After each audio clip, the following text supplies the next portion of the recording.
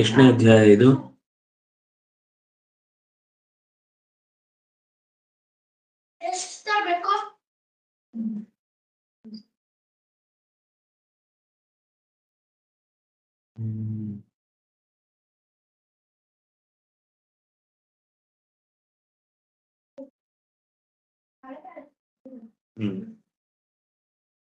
Mention ಮಾಡಿಲ್ಲ, ಹೆಂಗ್ ಗೊತ್ತಾಗುತ್ತೆ? ಒಂದು ನಿಮಿಷ. ಸಿಕ್ತು. 12ನೇ ಅಧ್ಯಾಯ ಆರಂಭದಲ್ಲಿರುತ್ತೆ ಅಥವಾ ಕೊನೆಯಲ್ಲಿರುತ್ತೆ. 2ನೇ ಅಂಶದ 12ನೇ ಅಧ್ಯಾಯ. ಓಂ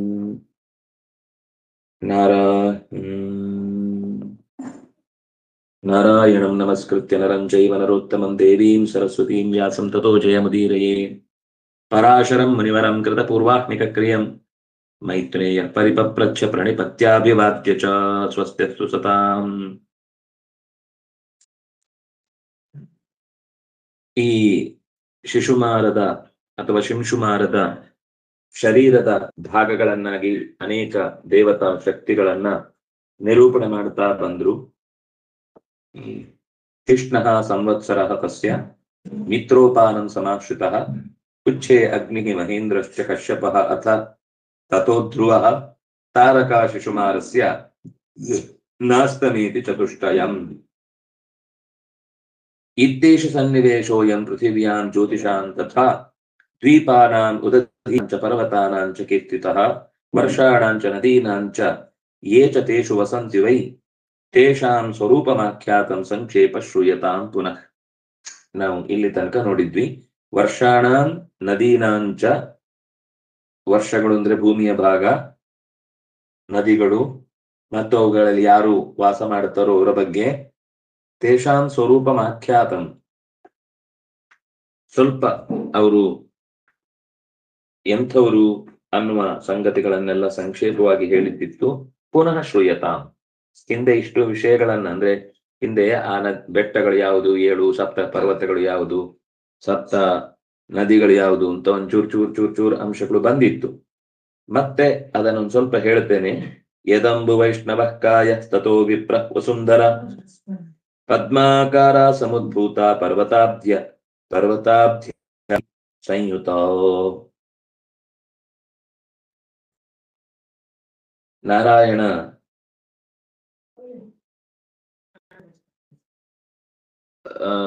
ಅಂದ್ರೆ ಜಗತ್ತೇ ಜಗದ ಅವ್ಯಕ್ತ ಮೂರ್ತಿನ ಅಂತ ಹೇಳಿದ ಹಾಗೆ ಅವ್ಯಕ್ತನಾಗಿ ಜಗತ್ತಿನ ಪ್ರತಿಯೊಂದು ಭಾಗದಲ್ಲೂ ಸೇರಿದ್ದಾನೆ. ಈ ಜಗತ್ತು ಅವನಿಗೊಂದು ಮೂರ್ತಿ. ಹಾಗಾಗಿ ಶಿಂಶುಮಾರನ ಮೂರ್ತಿಯ ಸ್ವರೂಪವನ್ನು ಹಿಂದೆ ಪರಿಚಯಿಸಿ ಹೇಳಿದ್ರು. ಇಡೀ ಜಗತ್ತು ಅನ್ನೋದೇ ಅವನದೊಂದು ಮೂರ್ತಿ ಅಂತ ಇಟ್ಟುಕೊಂಡಾಗ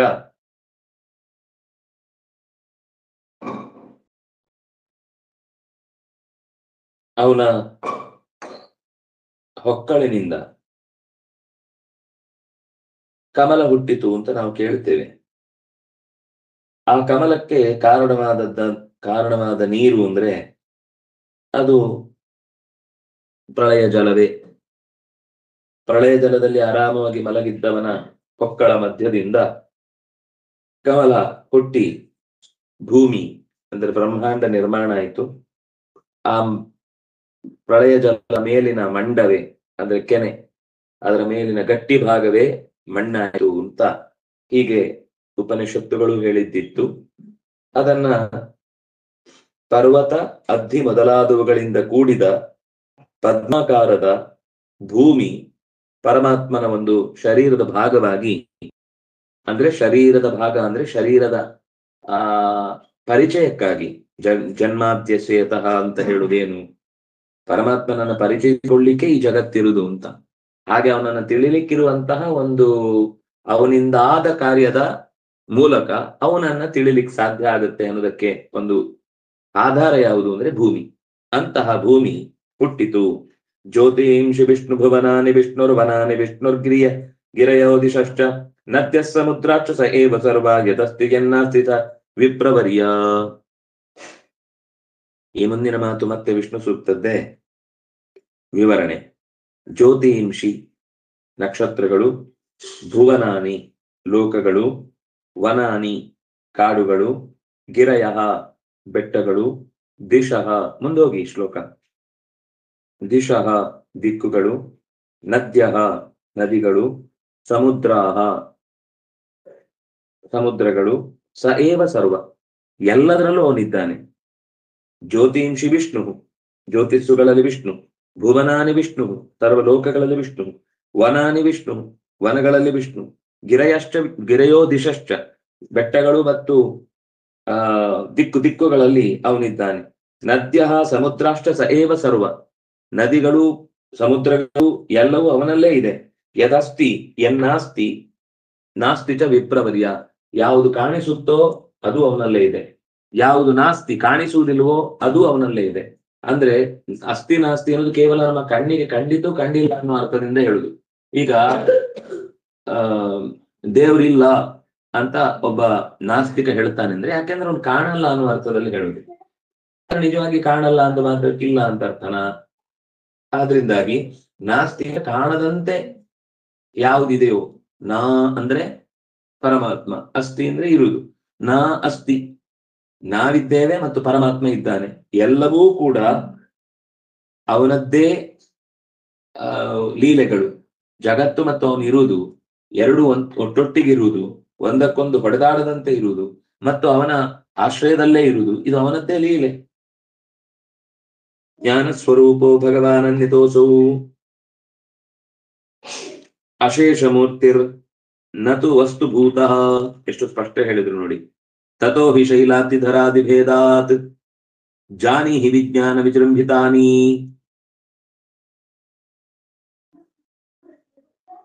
ಜ್ಞಾನ ಸ್ವರೂಪ ಅವನು ಅರಿವಿನ ಮುದ್ದೆ.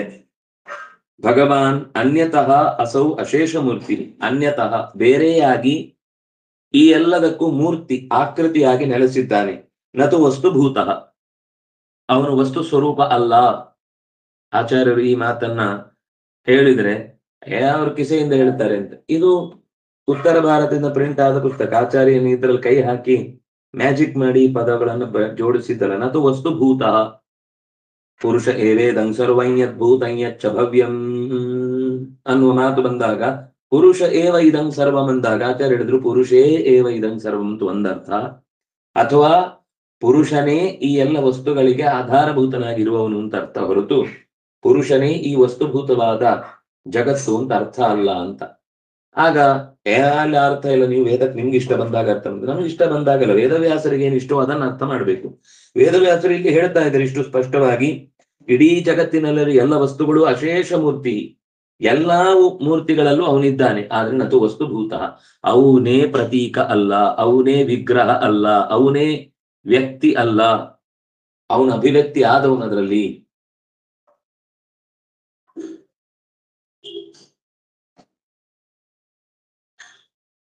ಅವನು ಸೀಮಿತವಾದ ವಸ್ತುಗಳ ಆಕಾರಕ್ಕೆ ನಿಲುಕುವವನಲ್ಲ, ಸೀಮಿತವಾದ ಆಕಾರದಲ್ಲೇ ನಿಲ್ಲುವವನಲ್ಲ. ಆ ವಸ್ತುವಿನ ಸ್ವರೂಪ ಆತನ, ಆ ವಸ್ತುವಿನ ಪ್ರವೇಶದಿಂದ ಅವನಿಗೆ ಅಂತ ಹೆಸರು ಬಂತು ಮತ್ತು ಆ ವಸ್ತು ಆಕಾರದಲ್ಲಿ ಉಳಿದಿದೆ ಹೊರತು ಅವನು ವಸ್ತುವೇ ಆದದ್ರಿಂದಾಗಿ ಆ ವಸ್ತು ಹಾಗೆ ಕಾಣುತ್ತೆ ಅಂತ ಹೇಳಿ ಬರುವುದಿಲ್ಲ. ತಥೋಹಿ ಅಷ್ಟೇ ಅಲ್ಲ, ಶೈಲ, ಬೆಟ್ಟ, ಅಬ್ಧಿ, ಸಮುದ್ರ, ಧರ, ಭೂಮಿ ಮೊದಲಾದ ವಿಭಾಗಗಳಿಂದ ಅವನೇ ಬೇರೆ ಬೇರೆ ಆಕಾರದಿಂದ ನಿಂತಿದ್ದಾನೆ. ಜಾನೀಹಿ ವಿಜ್ಞಾನ ವಿಜೃಂಭಿತಾನಿ, ಇದು ಅವನ ವಿಜ್ಞಾನದ ವಿಶೇಷ ಗುಟ್ಟುಗಳಿದೆಲ್ಲ. ಇದು ವಿಷ್ಣು ಸೂಕ್ತದ ವಿವರಣೆ. ಇಷ್ಟೂ ಕೂಡ ಯದಾತು ಶುದ್ಧಂ ನಿಜರೂಪಿ ಸರ್ವಂ ಕರ್ಮಕ್ಷಯೇ ಜ್ಞಾನಮಪಾಸ್ತ ದೋಷಂ. ವಿಷ್ಣು ಸೂಕ್ತ ಸಿಕ್ಕಾಪಟ್ಟೆ ಇದೆ. ನಾನು ವಿಷ್ಣು ಸೂಕ್ತ ಅಂದ್ರೆ ಏನು ಯಾಗದಿಂದ ವಿಷ್ಣು ಸೂಕ್ತ ಅಂತ ಹೇಳ್ತಿದ್ದಾರೆ. ಸುಮಾರು ಅಂದ್ರೆ ಪ್ರಸಿದ್ಧವಾದದ್ದು 64 ಮಂತ್ರಗಳಿವೆ. ಅದು ಬೇರೆ ಬೇರೆ ಅನುವಾಕದಲ್ಲಿ ಬಂದದ್ದು ಅಥವಾ ಬೇರೆ ಬೇರೆ ಸೂಕ್ತಗಳಲ್ಲಿ ಬಂದದ್ದು, ಅಂದ್ರೆ ಸೂಕ್ತ ವಿಭಾಗಗಳಲ್ಲಿ ಬಂದದ್ದು. ಅದೆಲ್ಲವನ್ನು ಸೇರಿ ವಿಷ್ಣು ಸೂಕ್ತ ಅಂತ ಕರೀತಾರೆ. ಅಂತಹ ಅನೇಕ ಮಾಹಿತಿಗಳನ್ನ ಒಟ್ಟಿಗೆ ವಿಜ್ಞಾನದ ಮಾಹಿತಿಗಳನ್ನ ಈ ವೇದ ಎಷ್ಟು ಚೆನ್ನಾಗಿ ಬಿಡಿಸಿದೆಯೋ ಅದನ್ನ ಪುರಾಣ ಅಷ್ಟೇ ಅದ್ಭುತವಾಗಿ ಇಲ್ಲಿ ನಿರೂಪಣೆ ಮಾಡಿದೆ. ಯದಾತು ಶುದ್ಧಂ ನಿಜರೂಪಿ ಸರ್ವಂ, ತನ್ನದೇ ಆದ ಸ್ವಂತ ರೂಪದಿಂದ ಇದ್ದಾನನು. ಅಯ್ಯೋ ಪಾಪ, ಈ ಜಗತ್ತು ಇಲ್ಲದೆ ಇದ್ರೆ ಭಗವಂತನಿಗೆ ಆಕೃತಿಯೇ ಇರುತ್ತಿರ್ಲಿಲ್ಲ. ಅವನಿಗೊಂದು ಅಸ್ತಿತ್ವ ಕೊಟ್ಟದ್ದೇ ಈ ಜಗತ್ತು.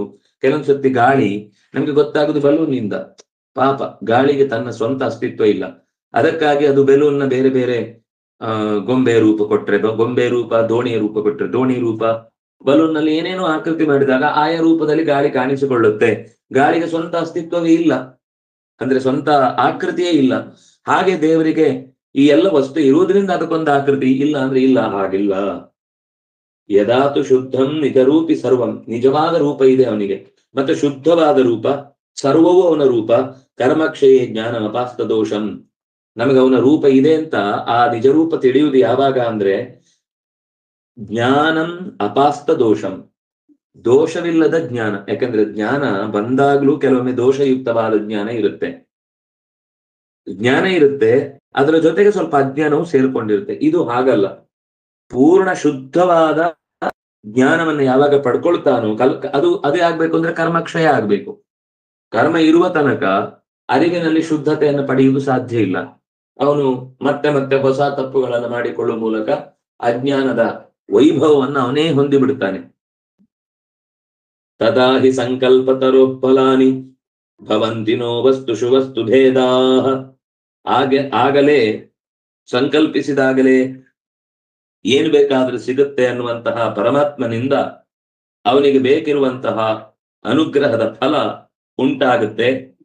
ವಸ್ತುಷು ವಸ್ತು ಭೇದ, ಅವನು ಬಯಸಿದಾಗ ಪದಾರ್ಥಗಳಲ್ಲಿ ಪರಸ್ಪರ ನಮಗೆ ಭಗವಂತನಿಗಿಂತ ನಾನು ಬೇರೆ, ಈ ಜಗತ್ತಿನಲ್ಲಿ ಪ್ರತಿ ವಸ್ತುಗಳು ಬೇರೆ ಅನ್ನುವ ಜ್ಞಾನ ಬರುತ್ತೆ.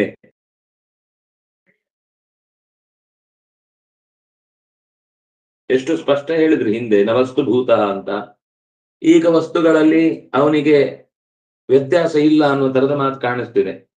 ತದಾಹಿ ಸಂಕಲ್ಪ ತರೋ ಫಲಾನಿ ಭವಂತಿನೋ ವಸ್ತುಷು ವಸ್ತು ಭೇದಾ ನ ಭವಂತಿ, ಅಂದ್ರೆ ಎಲ್ಲ ವಸ್ತುಗಳಲ್ಲಿ ಇರುವ ವಸ್ತುಗಳ ಭೇದದಿಂದ ಅವನಲ್ಲಿ ಭೇದ ಇಲ್ಲ ಅನ್ನೋದು ಗೊತ್ತಾಗತ್ತೆ ಅಂತ ಅರ್ಥ. ಕರ್ಮ ಕ್ಷಯವಾದಾಗ, ಜ್ಞಾನದೋಷ ದೂರ ಆದಾಗ ತಿರುಪತಿಯ ತಿಮ್ಮಪ್ಪನೇ ಗ್ರೇಟ್, ಉಡುಪಿಯ ಕೃಷ್ಣ ಅಷ್ಟು ಸ್ವಾರಸ್ಯ ಇಲ್ಲ. ಅಥವಾ ನಮ್ಮ ದ್ವಾರಕಾಧೀಶನಿಗೆ ಏನೆಲ್ಲ ವೈಭವ ಇದೆ ಅದನ್ನ ನೀವು ಬೇರೆ ಕಡೆ ಹೇಳಲಿಕ್ಕೆ ಆಗುದಿಲ್ಲ. ಜಗನ್ನಾಥನಲ್ಲಿಗೆ ಹೋದ್ರೆ ಅವ್ರು ಹೇಳ್ತಾರೆ ಎಲ್ಲಾ ಜಗತ್ತಿನ ದೇವತೆಗಳ ಶಕ್ತಿ ಇಲ್ಲೇ ಇದೆ, ಉಳಿದ ಎಲ್ಲ ದೇವತಾ, ಅದು ಕೃಷ್ಣ ಇರ್ಬೋದು, ವ್ಯಾಸ ಇರ್ಬೋದು, ವೇದವ್ಯಾಸ ಇರ್ಬೋದು, ಅಥವಾ ವರಾಹ ಇರ್ಬೋದು, ನರಸಿಂಹ ಇರ್ಬೋದು, ಎಲ್ಲದಕ್ಕೂ ಮೂಲನಾಥ ಇವನು. ಇವನಿಂದಾಗಿ ಅದೆಲ್ಲ ಇದು ಪೂರ್ಣ, ಉಳಿದಿದ್ದೆಲ್ಲ ಅಲ್ಲಲ್ಲಿಗೆ ತುಂಡಾಗಿ ಹರಿದು ಬಿದ್ದ. ಇವನಿಗೆ ಮಾತ್ರ ಜೀವ ಇರುವುದು, ಇಲ್ಲಿ ನಿಜವಾದ ಹೃದಯ ಇದೆ. ಇವತ್ತಿಗೂ ಲಬ್ ಡಬ್ ಅಂತ ಬಡ್ಕೊಳ್ಳುತ್ತೆ. ಇವತ್ತು ಕೂಡ ಡಾಕ್ಟರ್ ಬಂದು ಅಲ್ಲಿ ಹೃದಯ ಸ್ಟೆಥೋಸ್ಕೋಪ್ ಇಟ್ಟು ನೋಡಿ ಅವನ ಆರೋಗ್ಯವನ್ನ ಚಿಂತನೆ ಮಾಡ್ತಾರೆ ಅಂತ. ಹೀಗೆಲ್ಲ ಏನೇನೋ ಕಲ್ಪನೆಗಳು ನಾವೆಲ್ಲ ಮಾಡುವುದು. ನಮಗೆ ಈ ರೀತಿ ಆಗುವ ಪ್ರತಿಯೊಂದು ಕೂಡ ಅದು ನಿನ್ನದೇ ಕಾರ್ಯಭಾರದಿಂದ ಆಗಾಗ್ತಾ ಇದೆ ಅಂತ ತಿಳಿಸ್ಲಿಕ್ಕೆ ಅದನ್ನು ಮಾಡುವುದಷ್ಟೇ. ದೇವರಿಗೆ ಚಿಕಿತ್ಸೆ ಮಾಡ್ಲಿಕ್ಕೆ ನಾವು ಯಾರು? ಮತ್ತು ಆ ದೇವರನ್ನು ಬಿಟ್ಟರೆ ಬೇರೆ ಯಾರು ದೇವತೆಗಳೇ ಅಲ್ಲ, ದೇವರೇ ಇಲ್ಲ ಅಂತೆಲ್ಲ ಎಲ್ಲಾ ಕ್ಷೇತ್ರದ ಮಹಿಮೆಯನ್ನು ತಿಳಿದವರು ಕೂಡ ಆಯಾ ಕ್ಷೇತ್ರದ ವೈಭವವನ್ನ ಹೆಚ್ಚಿಸ್ಲಿಕ್ಕೋಸ್ಕರ ಉಳಿದವುಗಳಿಗಿಂತ ಅದು ದೊಡ್ಡದು ಅಂತ ಹೇಳುವ ಪ್ರಯತ್ನ ಮಾಡ್ತಾ ದೇವರನ್ನ ಸ್ಥಳಭೇದದಿಂದ ಬೇರೆ ಬೇರೆ ಅಂತ ಚಿಂತಿಸುವ ದಡ್ಡತನವನ್ನ ಜ್ಞಾನಿಗಳೇ ಕೆಲವೊಮ್ಮೆ ಮಾಡ್ತಾರೆ. ಅಂದ್ರೆ ಜ್ಞಾನ ಇಲ್ಲ ಇದ್ದಿದ್ರವರು ಈ ರೀತಿ ಮಾತಾಡಲ್ಲ. ಆದ್ರೆ ಲೋಕದಲ್ಲಿ ಕೆಲವೆಲ್ಲ ತಿಳ್ಕೊಂಡಿದ್ದಾರೆ, ಬೇಕಾದಷ್ಟು ವಿಷಯಗಳನ್ನು ತಿಳ್ಕೊಂಡಿದ್ದಾರೆ, ಅವರೇ ಹೀಗೆ ಮಾತಾಡ್ತಾರೆ. ವಸ್ತ್ವಸ್ತಿ ಕಿಂ ಕುತ್ರಚಿದಸ್ತಿ ಕುತ್ರಚಿದಾದಿ ಮಧ್ಯಂ ಮಧ್ಯ ಪರ್ಯಂತ ಹೀನಂ ಸತತೈಕ ರೂಪಂ ಯಚ್ಚಾನ್ಯಥಾತ್ವಂ ದ್ವಿಜಯಾತಿ ಭೂಯೋ ನ ತತ್ತಥಾ ಕುತ್ರ ಕುತೋ ಹಿ ತತ್ವಂ. ವಸ್ತ್ವಸ್ತಿ ಕಿಂ ಕುತ್ರಚಿತ್,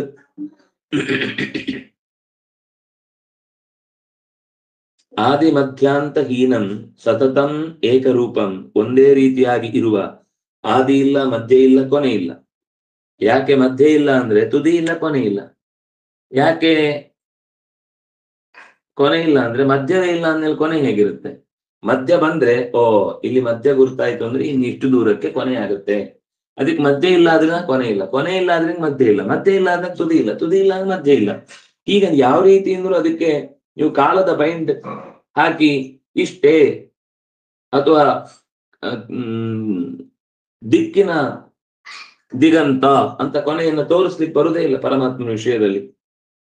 ಒಂದೇ ರೀತಿಯಾಗಿ ಇರುವ ವಸ್ತು ಅಸ್ತಿ ಕಿಂ ಅಂದ್ರೆ ಇದ್ದಾನೆ, ಅವನೊಬ್ಬನೇ.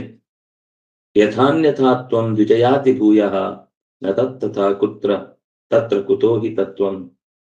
ಇಂತಹ ಬೇರೆಯ ವಸ್ತುವಾಗದ ತಾನು ತಾನಾಗೇ ಇರುವ ವಸ್ತುವನ್ನು ಭೂಯಃ ಯಾತಿ, ಎಲ್ಲರೂ ಆ ಸತತವಾದ ಒಂದು ರೂಪವನ್ನ ಹೋಗಿ ಅನುಷ್ಠಾನ ಮಾಡಿ ಹೋಗಿ ಸೇರ್ತಾರೆ.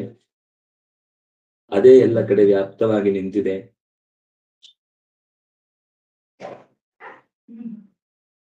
ಅವನೊಬ್ಬನೇ ಇರುವಾಗ ಈ ಜಗತ್ತಿನ ಇಷ್ಟು ವೈವಿಧ್ಯಗಳನ್ನೆಲ್ಲ ನಮಗೆ ನೋಡ್ಲಿಕ್ಕೆ ಸಿಗುತ್ತಾ? ಎಲ್ಲವೂ ಅವನೊಳಗೆ ಸೇರ್ಕೊಂಡಾಗ, ಕರ್ಮಕ್ಷಯ ಆಗಿ ಜಗತ್ತೆಲ್ಲ ನಾಶ ಆದಾಗ ವಸ್ತು ಅಸ್ತಿ ಕಿಂ, ಏನಾದ್ರೂ ಅವನನ್ನು ಹೊರತಾಗಿ ಬೇರೆ ಯಾವ್ದಾದ್ರು ಇದೆಯಾ? ಇಲ್ಲ. ಅದರಿಂದಾಗಿ ಅವನು ಇನ್ನೊಬ್ಬನಾಗ್ಲಿಕ್ಕೆ ಸಾಧ್ಯವೇ ಇಲ್ಲ. ಈಗ ಅವನಿಗೆ ಸದಾ ಏಕರೂಪ ಅಂತ ಹೇಳುದು. ವಸ್ತುವೇ ಅವನಾಗಿದ್ದರೆ ಆಗ ವಸ್ತು ಇರ್ಬೇಕಿತ್ತು. ಯಾಕಂದ್ರೆ ವಸ್ತು ಹೋಯ್ತು ಅಂದ್ರೆ ಏಕರೂಪತ್ವ ಹೋಯ್ತು, ವಸ್ತುವಿನ ಆಕೃತಿಯಲ್ಲಿದ್ದದ್ದು ಕಳೆದು ಹೋಯ್ತು ಅಂತ. ಹಾಗಾಗಿ ಅವನು ಈ ನಾಶವಾಗುವ ವಸ್ತುವಿನ ರೂಪದಲ್ಲಿ ಇಲ್ವೇ ಇಲ್ಲ. ಆದ್ರೆ ನಾಶವಾಗುವ ವಸ್ತುವಿನ ಒಳಗೆ ಆ ವಸ್ತುವಿನ ಆಕೃತಿಯನ್ನು ಕೊಡುವುದಕ್ಕಾಗಿ ಯಾವ ರೂಪವನ್ನು ತೊಟ್ಟಿದ್ದಾನ ಅದು ಈಗಲೂ ಇದೆ. ಆ ವಸ್ತು ಇಲ್ಲ ಬಿಟ್ರೆ ಆ ವಸ್ತುವಿನ ರೂಪ, ಮಡಿಕೆಯ ರೂಪ ಅಥವಾ ಕಂಬದ ರೂಪ ಅಥವಾ ಚಕ್ರದ ರೂಪ ಅಥವಾ ರಥದ ರೂಪ ಅಥವಾ ಆನೆಯ ರೂಪ ಅಥವಾ ಕುದುರೆ ರೂಪ, ಈ ಎಲ್ಲ ರೂಪಗಳು ಅವನಿಗೆ ಇದ್ದೇ ಇದೆ. ಆದ್ರೆ ವಸ್ತುಗಳಿಲ್ಲ, ಆದ್ರಿಂದಾಗಿ ಆ ವಸ್ತುವಿನಂತೆ ಭಗವಂತ ಕಾಣಿಸುವುದಿಲ್ಲ. ಪ್ರಳಯ ಕಾಲದಲ್ಲಿ ಎಲ್ಲ ವಸ್ತುಗಳು ನಾಶ ಆದ್ರೂ ಕೂಡ ಎಲ್ಲ ವಸ್ತುಗಳಿಗೆ ಆಕೃತಿ ಕೊಟ್ಟವನು ಹಾಗೇ ಇದ್ದಾನೆ. ಆದ್ರಿಂದಾಗಿ ಆ ವಸ್ತು ಇಲ್ಲ ಅನ್ನೋದಷ್ಟೇ ಅರ್ಥ ಹೊರತು ಅವನಿಲ್ಲ ಅಂತ ಆಗುದಿಲ್ಲ. ಒಂದು ವೇಳೆ ವಸ್ತುವೇ ಅವನಾಗಿದ್ದಿದ್ರೆ ಆ ವಸ್ತು ನಾಶ ಆಯ್ತು ಅಂದ್ರೆ ದೇವರೇ ನಾಶ ಆದ ಅಂತ ಅರ್ಥ. ಆ ವಸ್ತು ನಾಶ ಆಗುದಿಲ್ಲ ಅಂತ, ಅದಕ್ಕೆ ಅವನಿಗೆ ಸತತೈಕ ರೂಪಂ, ಯಾವಾಗ್ಲೂ ಒಂದೇ ರೂಪದಿಂದ ಇರುವವನು. ನೀವೀಗ ಜಗತ್ತು ಈ ಕಣ್ಣಿಗೆ ಕಾಣಿಸುವಂತ ವಸ್ತುಗಳೆಲ್ಲ ಹೊರಟೋಯ್ತು ಅಂದ್ರೆ ಅದು ಅವನದ್ದೇ ಸ್ವರೂಪ ಆಗಿದ್ರೆ ಅದು ಹೊರಟೋಯ್ತು ಅಂದ್ರೆ ಅವನು ಹೋದ ಅಂತ ಅರ್ಥ. ಹಾಗಾಗಿ ಅವನು ಆ ವಸ್ತು ಅಲ್ಲ, ಅವನು ಆ ವಸ್ತುವಿನಲ್ಲಿ ಇದ್ದಾನೆ. ಹೇಗೆ ಆಕಾಶದಲ್ಲಿ ಗಾಳಿ ಇದೆಯೋ, ಹೇಗೆ ಆಕಾಶದಲ್ಲಿ ಬೆಳಕಿದೆಯೋ, ಬೆಳಕು ಹೋದ್ರೂ ಗಾಳಿ ಹೋದ್ರೂ ಆಕಾಶ ಇದ್ದೇ ಇರುತ್ತೆ. ಆಕಾಶ ಹೋಯಿತು ಅಂತಿಲ್ಲ, ಆಕಾಶ ಎಲ್ಲೂ ಹೋಗುವುದು ಇಲ್ಲ. ಆದ್ರೆ ಗಾಳಿ ಬೀಸಿ ಎಲ್ಲೋ ಹೋಯ್ತು, ನಿರ್ವಾತವಾದ ಪ್ರದೇಶ ಆಯ್ತು ಅಂತ ಹೇಳಿಕ್ ಬರುತ್ತೆ. ಅಥವಾ ಬೆಳಕು ಲೈಟ್ ಆಫ್ ಮಾಡಿದಾಗ, ಸೂರ್ಯ ಕಂತಿದಾಗ ಬೆಳಕು ಹೋಯ್ತು ಅಂತ ಹೇಳಿಕ್ ಬರುತ್ತೆ. ಹಾಗೆ ಇಡೀ ಜಗತ್ತಿನ ಎಲ್ಲ ವಸ್ತುಗಳು ಕೂಡ ಅವನ ಅಸ್ತಿತ್ವದೊಂದಿಗೆ ಇದೆ. ಆ ವಸ್ತು ಇಲ್ಲದೆ ಇದ್ದಾಗ ಅವನಿಗೆ ಅಸ್ತಿತ್ವ ಇಲ್ಲ ಅಂತ ಅರ್ಥ ಅಲ್ಲ. ಆ ವಸ್ತು ಇದ್ದಾಗ್ಲೂ ಅವನಿದ್ದಾನೆ, ಆ ವಸ್ತು ಇಲ್ಲದೆ ಇದ್ದಾಗ್ಲೂ ಅವನಿದ್ದಾನೆ ಅನ್ನೋದು ನದತ್ತತಾ ತತ್ರ ಕುತೋ ಹಿ ತತ್ವಂ. ಅದೆಲ್ಲ ಇಲ್ಲ ಅಂತಾದ್ರೆ ತತ್ವ ಎಲ್ಲಿ ಹೋಯ್ತು ಅಂತ ಹೇಗೆ ಪ್ರಶ್ನೆ ಬರುವುದಿಲ್ಲ. ಹಾಗೇನೆ ಭಗವಂತ ಆಕಾಶ ಇಲ್ಲ ಅಂತಾಗುದು ಹೇಗೆ ಸಾಧ್ಯ ಇಲ್ವೋ ಹಾಗೆ ಅವನಿಲ್ಲ ಅಂತಾಗುದು ಸಾಧ್ಯವೇ ಇಲ್ಲ. ಆದ್ರಿಂದಾಗಿ ಅವನು ವಸ್ತುವೂ ಅಲ್ಲ, ವಸ್ತುವಿನಲ್ಲಿ ಇರುವವನು ಅಷ್ಟೇ ಅರ್ಥ ಅಂತ ಹೀಗೆ ಆ ನಿರೂಪಣೆಯನ್ನ ಮಾಡಿದೆ. ಮತ್ತಷ್ಟು ಅಂಶಗಳನ್ನ ಮತ್ತೆ ನಾಳೆಯ ಚಿಂತನೆಯಲ್ಲಿ ನೋಡೋಣ ಅಂತ ಹೇಳ್ತಾ, ಕಾಯೇನ ವಾಚಾ ಮನಸೇಂದ್ರಿಯೈರ್ವಾ ಬುದ್ಧ್ಯಾತ್ಮನಾ ವಾ ಅನುಸೃತ ಸ್ವಭಾವಃ ಕರೋಮಿ ಯದ್ಯತ್ ಸಕಲಂ ಪರಸ್ಮೈ ನಾರಾಯಣಾಯೇತಿ ಸಮರ್ಪಯಾಮಿ. ಶ್ರೀಕೃಷ್ಣಾರ್ಪಣಮಸ್ತು.